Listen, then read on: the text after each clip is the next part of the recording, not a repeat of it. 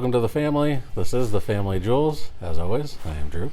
This is Don. Hi! How you doing? I don't like feet. They don't? I'm not into feet. Smell it, smell it, smell it. Now take it. That's for you. All right, well, I'm not saying sexually. Come on. This goes from YouTube to a different channel, okay?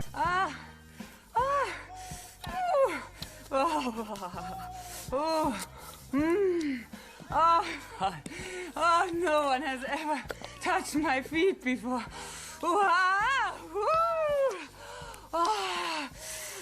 My other foot is killing me, the big toe. Well, I am the big toe out of the family. So what are we doing? Alrighty, so we are doing the Blackening. Finally, I was pretty excited when we first saw this. I think we saw a preview in theaters, and then it was only in 2 theaters. In our area. In our area. And we live in a pretty good sized city. So. There's at least 5 or 6 theaters, and it was only playing in 2 of them, like late showings. And then when we were like, okay, let's try and go see it, figure out our schedule, it was gone. Like it was only in theater for like 2 weeks. That's it. Dos. Its budget was $5 million. It did make, I think it was like $16 million. So technically it did double or triple its budget. So it's not a disappointment. So I don't know why it got pulled so fast. It just came out on VOD, video on demand. I was pretty excited. I was jazzed. I was like, dude, I don't know why it's on VOD already, but we're watching it. It looked good. It looked good. And that was concerning, though. A lot of movies have all the good stuff in the trailer, so I was like, that is what we were doing, though. We are doing The Blackening. It did come out. Oh, crap. Oh, my gosh. Hey. I forgot my iPad. You know, so I got to use this guy's iPad. It's my fingerprint. And it's just how it is. It's me and the girlfriend have that fingerprint. Did I clean that thing off before I gave it to you? I hope you did. Give me a back. Be surprised what she's into. So we are reviewing The Blackening today. It did come out this year, 2023. It is rated R, thank God. It is listed as a horror comedy.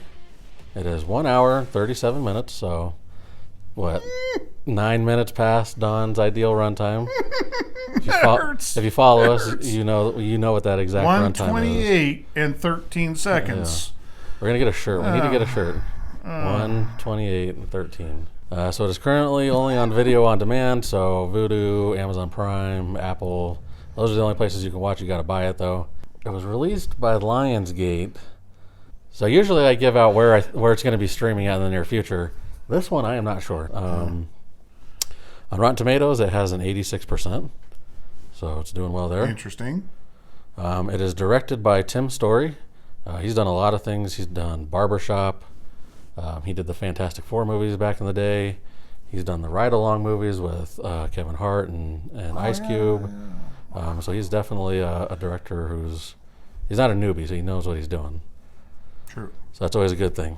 It stars Grace Byers as Allison, Jermaine Fowler as Clifton, Sorry, Melvin Gregg as King, comedian X Mayo as Shanika, Dwayne Perkins as Dwayne, Antoinette Robinson as Lisa, Cinque Walls as Namdi, Jay Farrow as Sean, Yvonne Orgy as Morgan. The way it's spelled, though, it looks like something else.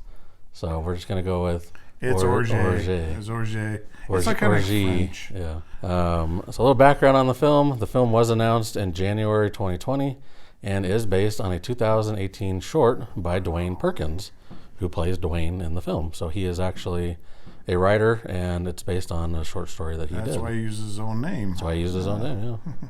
So the synopsis is that the film follows 7 black friends that reunite for Juneteenth weekend to play games together, but end up trapped in a cabin in the woods with a masked killer who has a vendetta against the group. Will their street smarts and knowledge of horror movies help them stay alive? Probably not.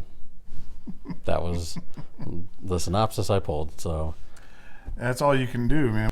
Now, really quick, Who really has 7 black friends? Oh my gosh. Even black people don't have 7 black friends.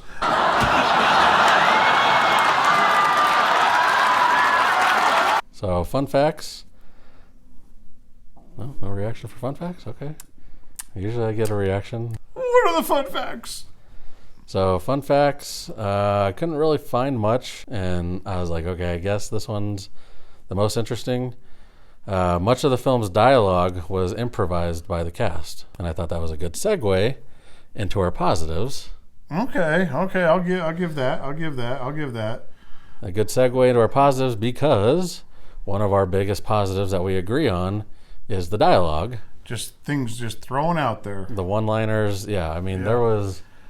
Oh my God! There were one-liners and some dialogue in there that I was rolling. The one where the board game asks them, "What does NAACP stand for?" The question of what does the NAACP stand for? That's my favorite joke. Negroes at Applebee's cooking pasta.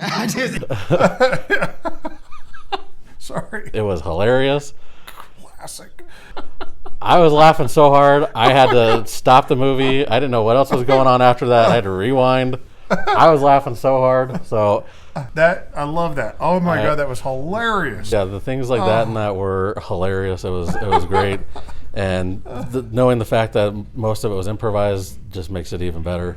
Yeah. So that was our biggest positive of the whole movie. I always praise movies that are different and unique, and that was another one of my positives I wanted to mention, is that it's just different. They fully leaned into a horror trope, and made an entire movie of it to the point where there's nothing else like it. So that's a huge positive. That's a definitely huge positive. Yeah. It felt original. And that's what drew me to it. When we first saw the trailer, it was like, holy crap, they really went there. They really took that one trope that we all know, the black person is the first to die in horror movies, and they made an entire movie based around that. The Wayans brothers, you don't have a lot of competition here, but you better be catching up because they're right behind you. Considering the Wayans brothers haven't done anything, I would say that. Well, it's been a while. It's been a while, so. After you do White Chicks, what do? You retire. Right. Nah, yo, hold my poodle. Hold my poodle. Hey, yo, what's up? Y'all got a problem? Y'all want some of this? You want some of this, punk? What? What, boy, what? I take the both of you. Marcus, get out of here. I got this for you. Kiss my black ass. So anyway, moving on to Conflicted. So while the comedy, the one-liners, is great, I would say that there's not enough comedy, though, also. It's like they showed all the funny things in the trailer, and then when you see them, you're like, yeah, that's funny. Where's the rest? We've said this before. There's nothing worse than in the previews when you go to the theater and you're like, oh, I got to see that. And when you actually go to watch it, you feel like you're ripped off. All the funny shit they put in the trailer, it was the funniest part. It was the funniest part, yeah. I know it wasn't that bad. No, it wasn't that bad, though. It wasn't that bad. Well, that's why it's in Conflicted, is because it felt like there was opportunities for a little bit more. Yeah. So moving on to negatives. Again, our biggest that we agreed on. It's kind of hard to explain. We were trying to how do we explain this? I think the best way is the killer's motive. Same, but different. Yeah. Is one of the biggest negatives, and it's because it feels like it lacks a punch. Yeah, it was goofy at the end, almost. Would you say goofy? A little bit. It just makes it feel like there's no urgency. There was no pop, pop, pop. For a movie that took this idea of that trope of, the black person dies first, and the tagline for it is, we all can't die. So it just felt like, you're waiting for this big, wow, I don't know how to describe. I don't know if it needs more gore. I don't know. It's just missing. But the thing is, their tagline was so good. Yeah, it was a great tagline. I love it. But it's almost like it builds this up, and you're waiting for this, Yeah, it was a negative. But it all comes back to, it's missing that punch, that wow. It all comes back to the killer's motives. But me and him both agree that the motive is kind of what ends it on a okay. It was like, meh. Anyway, I won't harp on it, so Yeah. we'll just get into our Juhl rating. Are we that already far ahead that we're already at the Juhl rating? Yeah, we are. All right. So what is my Juhl rating? So your Juhl rating, I think there's enough there. I think you give it a 3. Wow, we may actually have a difference of opinion for a change. I actually give you saying it's a 3. I mean, I think you are a 3 on this, maybe a low, almost a 2. Yeah, okay. No, I don't think you're a 2. You're a 3. I think you're a solid 3. Okay. So you were right. I am a 3. All right. I am a solid 3. It, to me, feels like one of those ones I need to watch more. It's a What We Do in the Shadows. When I first watched What We Do in the Shadows, I did not love it. I was like, okay, that was okay. And then the more I watched it, I caught little things. I think of it like this. If you were going to eat a sandwich, you would just enjoy it more if you knew no one had fucked it. And I was like, okay, this is actually pretty hilarious once you catch all those little things. Because you have to watch it more than once. Because you have to watch it more than once. Yeah. So I think that may be what ends up happening with this movie for me. So right now, it is a solid 3 because of the idea, the dialogue. There's a lot there. I like all the actors that they cast in it. It was great. So for me, it's a solid 3. That's good. Because I give it a 1, 2, 3, 4. I give it 4. Okay. I really enjoyed the hell out of it. Yeah. I thought it was written right. There was okay. You know me. My time. There was no. Why did they do this? Why did they do that? Well, yeah. There was no. It was a consistent story that actually made sense. There was no confusion in it. Like poo. Yeah. Like when did that happen? Honestly, I didn't. If I had to guess, I would not have given you that high, just because I didn't think that there was enough comedy in it for you. It was just so well flowing. I mean, it gets right into it too. Like it gets pretty quick into something happening. So I was like, I like I said, 4.5. I would definitely go see it again. I will see it again. I'll watch it again. But it's still, that ending though still bugs me a little bit. The ending is just, if you wanted Juhl's the ending, Juhl's on the ending would be a 2.5, a 2, because when you really think about it, the ending could have been better. It's about who was there at the ending, who was responsible. Yeah, that was like, all right. Called it. I called that. It's a feel-good horror movie spoof. Yeah, for me, that's what it comes down to for me. Oh, okay. This is what I was going to say that I loved about the movie, is that it felt like a movie that we needed. It felt like a movie that it was back to, we're going to make fun of white people, we're going to make fun of black people. Who cares about all this other bullshit? Like, that's what I loved about the movie. Like, it felt back to old school. Yeah, old school. Yeah, old school. I mean, honestly, I can 100% stand behind you again, as I always say. Come on. Yeah. I mean, well, he said this. Oh, there was 3 things he said in that one sentence that really pissed me off. Screw you. Yeah. You're the person that's causing the problems. If you don't like what you're seeing, one button on your computer changes what you're looking at. The second turns your computer off. Yeah. Or your phone. All right. Let's get into fan fiction. You had one that was pretty funny. Yeah. Because it's an all black cast. Yeah. There's literally only 2 white actors in it. It would have been hilarious if they had one friend that was white, because the whole trope is that the black person dies first. They should have one white friend and they kill him or her off. They kill him and everybody else lives. I love that. I think that was great. I think that would have been funny. I mean, and it's not even like it would have affected the whole movie. You could have just had a white friend in there that just dies very quickly, and it doesn't even affect. We're not trying to shove white people in the movie. No. It's just a play on the trope. But I think it would have been hilarious just to kill the only white person. Yeah, and to skip the whole. Exactly, it's a reverse scenario. It's the whole point. Who dies first? The black guy. So my fan fiction, I think maybe would have helped give it a little more of a punch. So I would have done more of a Tucker and Dale versus Evil style film. If nobody's seen Tucker and Dale vs. Evil, watch it. It's hilarious. It's about these hillbillies and these kids that go into the woods, and they think that Tucker and Dale are evil redneck hillbillies. They're going to kill them. but they're not. So they try to kill them first before the hillbillies kill them, and they end up accidentally killing themselves. And I think a style like that, where all the black characters survive, like they have in the tagline, "We all can't die first," and the killers are white and keep killing themselves on accident, but the police and the neighbors are white and they keep coming, and of course they keep killing themselves accidentally.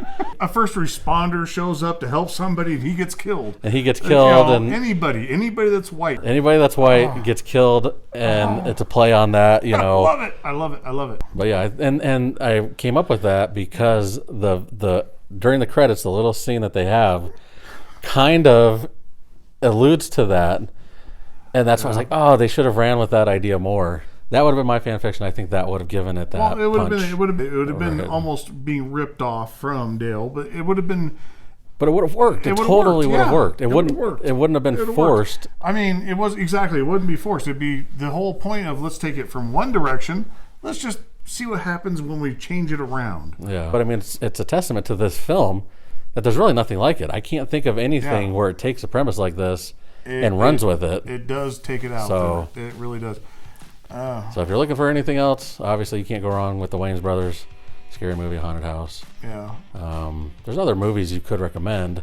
You know, you could go with like Ready or Not. That's about a board game, just to get that board game aspect. Which that board game in there was awesome. Like, yeah, it was racist as hell in the movie. It was. Oh. But that would have been cool if they explored more. Like, I think you were saying, you know, they throw the board game off at one point, but it like keeps popping up. Maybe that's more supernatural, but like they go to another room and there's that board game there. That would have been awesome. Because it's creepy. It's racist, but it's creepy. And the voice that does it and stuff, that board game, I think maybe could have been more of a focal point in the movie. The voice of the board game could have made a Saw niche. type of thing. Made a niche for the movie. I think I finally found my niece.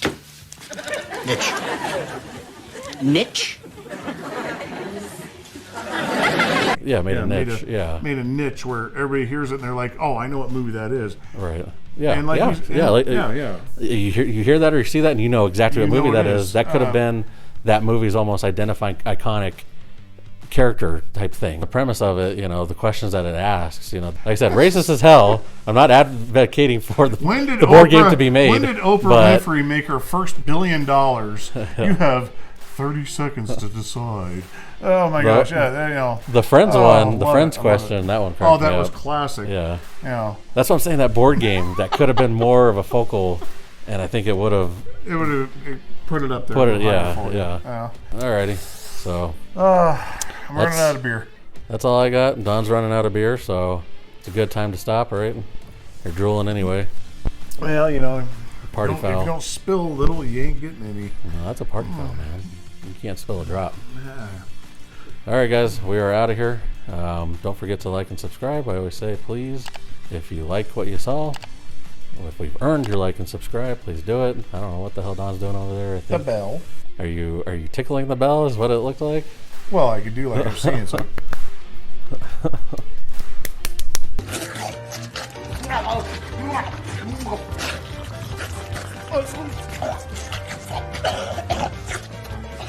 What?